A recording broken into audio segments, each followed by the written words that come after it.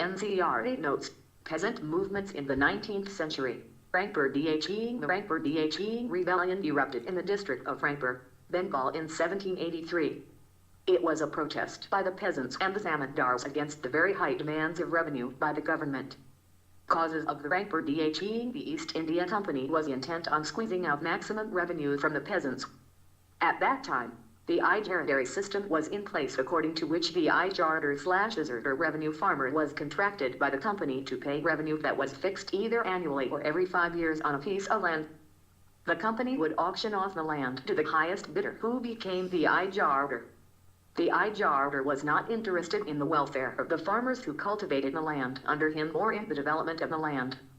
His sole aim was to squeeze out maximum revenue from the farmers so that he could pay the company and also earn some profit for himself. The agrarian economy suffered a lot under the various experiments by the British on the land revenue system. Famines became commonplace and rural indebtedness surged. The farmers became mired in deep poverty. The tax rates were so high that the farmers found it almost impossible to pay the revenue. The zamindars also suffered under this system, since the revenue demands were placed on him and he stood to lose his zamindari if he defaulted. The ijardators resorted to oppressive means to extract the revenue.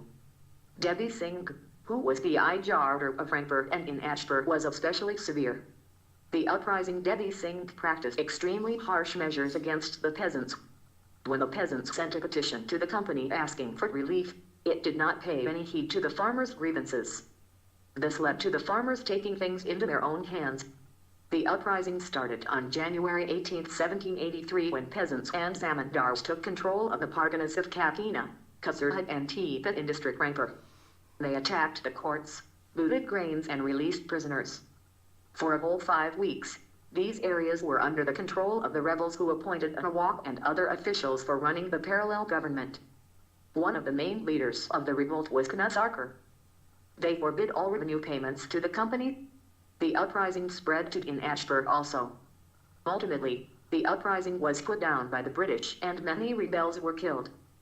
The effect of the Rangpur Dhing. This uprising brought to light the weaknesses of the ijardatary system. Though the rebellion was suppressed, the government brought about some reforms in the farming system. It paved the way for a more permanent system of land revenue. This rebellion saw unity between Hindu